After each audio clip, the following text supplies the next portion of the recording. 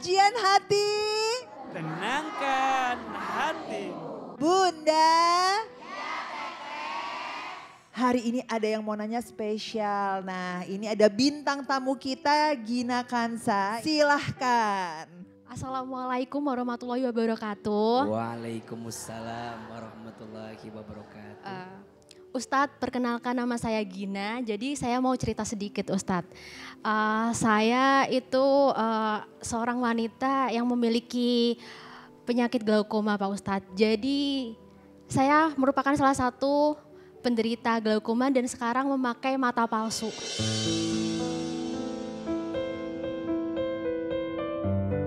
Dari umur 4 bulan, dari kecil saya sudah mengidap penyakit glaukoma dan saya udah buta dari lahir Pak Ustadz. Jadi selama itu saya hanya memiliki satu mata atau cuman dengan satu pandangan Pak Ustadz. Nah ketika 4 bulan itu hingga dewasa saya memiliki mata yang besar warna biru. Dan seperti monster kata orang-orang Pak Ustadz. Jadi selama hidup itu saya sering mengalami bullying Pak Ustadz. Mengalami bullying terus kayak sering. Jadi saya tuh merupakan pribadi yang cenderung diem gitu Pak Ustadz. Diem, murung, nggak bisa bersosialisasi Pak Ustadz. Bahkan saya ketemu orang lain takut Pak Ustadz. Karena orang-orang memandang saya berbeda, seperti monster, dikatain, terus bahkan ketika sekolah juga kayak ditendang gitu. Jadi kayak bullying selalu ada di hidup saya Pak Ustadz. Usia 17 tahun ya Pak Ustadz ya, karena saya udah mengalami bullying terus saya nggak bisa bersosialisasi. Saya memutuskan untuk mengangkat bola mata saya Pak Ustadz. Jadi karena bola mata saya besar, saya angkat dan saya memutuskan memakai protesa Pak Ustadz atau mata palsu itu. Selama itu saya ngerasa kayak kenapa ya, kenapa Tuhan tuh gak adil. Kenapa Tuhan itu jahat sama saya gitu ya Pak Ustadz, saya tuh salah apa ya kok dikasih ujian seperti ini dari kecil gitu Pak Ustadz. Saya juga pengen bisa lihat dengan 2 mata gitu Pak Ustadz. Bahkan saya pernah tanya sama papa mama gitu. Kenapa ya orang-orang jahat mah Pak gitu. Mama sama papa salah apa sih gitu. Jadi saya tuh cuma disuruh sabar Pak Ustadz. Padahal orang-orang jahat. Saya tuh pengen kayak ngebales tapi saya gak bisa apa-apa Pak Ustadz. Memang pakai protesa mata atau mata palsu itu tidak mengembalikan penglihatan atau gak ada fungsinya Pak Ustadz. Tapi setidaknya bisa menambah kepercayaan diri saya Pak Ustadz. Nah setelah saya memakai bola mata palsu, saya jadi percaya diri. Dan saya bisa kayak bersosialisasi, bisa ngobrol sama orang. Begitu Pak Ustadz. Dan saya membagikan kisah saya di sosial media gitu Pak Ustadz. Saya membagikan kisah saya dan ternyata semata-mata tuh untuk menginspirasi orang gitu Pak Ustadz. Biar sama-sama bersyukur, ayo loh saya aja dengan keterbatasan fisik kayak gini masih bisa semangat gitu. Tapi ternyata Pak Ustadz setelah saya membagikan kisah saya, masih aja banyak yang menghujat saya Pak Ustadz. Ada yang bilang kayak mata ada cuma punya satu mata. Begitu Pak Ustadz kayak mata kelarin buat apa? Beli mata mahal-mahal sama aja nggak ngeliat seperti itu. Jadi banyak banget cibiran-cibiran seperti itu Pak Ustadz. Dan saya kayak yang saya tanyakan gimana ya Pak Ustadz biar saya tuh bisa ikhlas dengan orang-orang yang nggak tahu perjalanan hidup saya Pak Ustadz. Pertanyaan kedua saya, bagaimana sih Pak Ustadz dalam pandangan Islam apakah tidak apa-apa walaupun tidak mengembalikan apa ya kayak cuman nggak ada fungsinya seperti itu Pak Ustadz. Dan apakah saya ketika saya beribadah harus dilepas atau bagaimana? Terima kasih Pak Ustadz. Bunda, semua yang diciptakan oleh Allah itu pasti dengan penciptaan yang paling baik. Quran surat At-Tin ayat 4. A'udzubillahi minasyaitonirrajim. Bismillahirrahmanirrahim. Laqad khalaqnal insana fi ahsani taqwim. Sungguh kami telah menciptakan manusia dengan bentuk yang paling sempurna. Maka mohon maaf, pesan untuk siapapun, jangan suka menghina apa yang diciptakan oleh Allah. Kalau kita menghina apa yang diciptakan oleh Allah, berarti sama dengan kita menghina siapa?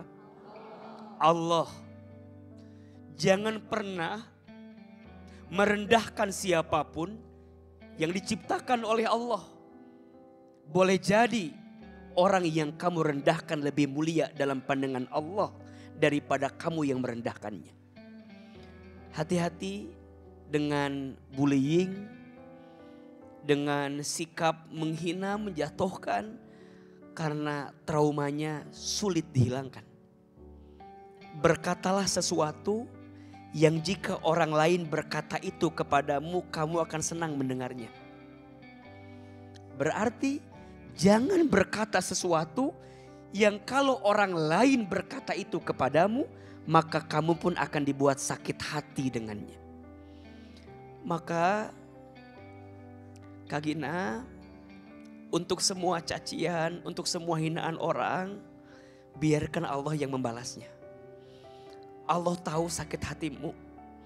Allah tahu perasaanmu. Barang siapa hambaku yang mereka mendapatkan ketentuan dariku atas sesuatu yang mungkin dia tidak senangi. Tapi dia bersabar. Tapi dia terima dengan semua yang Allah berikan. Maka Allah akan hapuskan dosanya dan Allah akan berikan pahala terbaik untuknya. Maka mohon maaf, kalau ada orang yang menghina, jangan dibalas menghina. Biarkan Allah yang membalasnya. Karena sebaik-baiknya yang membalas siapa? Allah. Jelas?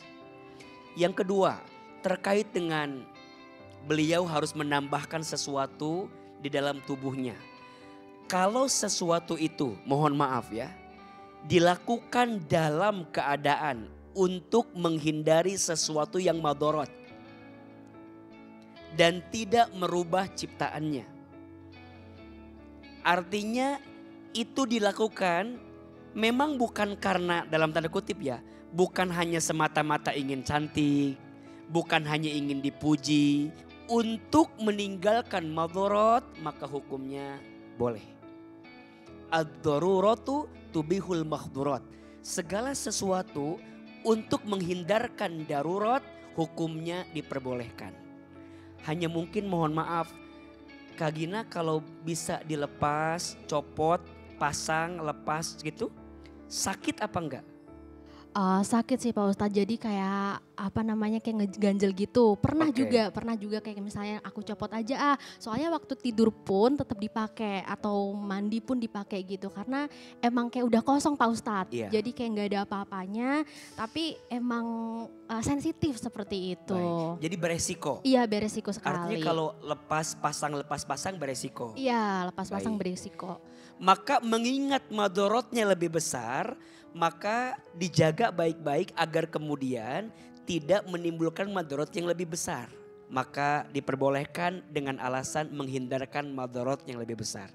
Beda konteksnya dengan bulu mata yang ketika berwudu harus dilepas terlebih dahulu agar air yang masuk dari wudu itu bisa menyentuh kulit kita sehingga wudunya sah. Betul?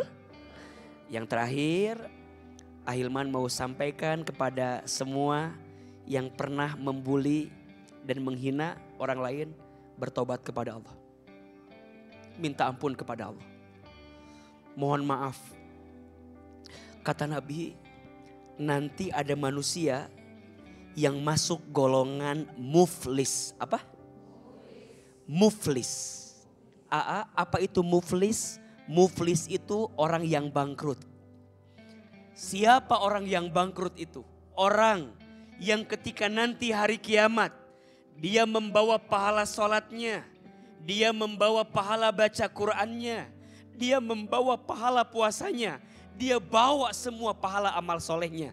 Tapi mohon maaf, ketika dia sampai kepada Allah, ada orang lain yang datang kepada Allah melaporkan kezoliman yang dia lakukan. Ya Allah, terima sholatnya, Tapi pindahkan pahalanya kepada saya. Karena semasa hidup dia pernah menghina saya. Maka dosanya orang yang dia sakiti dipindahkan kepada yang menyakitinya. Kalau tidak di dunia, hisabnya di akhirat. Allah tahu seperti apa. Itu bikin aku insecure, bahkan kayak mengurung diri gitu loh Kak. Kayak gak pede dengan diri sendiri. Itu, tapi untungnya Allah masih sayang sama aku gitu. Tiba-tiba masih bangun. Dan di situ kayak ngerasa, oh Tuhan tuh masih ngasih hidup ya, ngasih kesempatan buat hidup ya. Makanya dari situ aku terus berjuang untuk hidup walaupun pahit gitu Kak. Alhamdulillahnya sih aku lebih kayak yang gak pernah cerita sama siapa kan bingung mau cerita sama siapa. Dan untungnya saya bisa cerita sama Ustadz, jadi keluh kesahnya, jadi bisa mendapat insight gitu.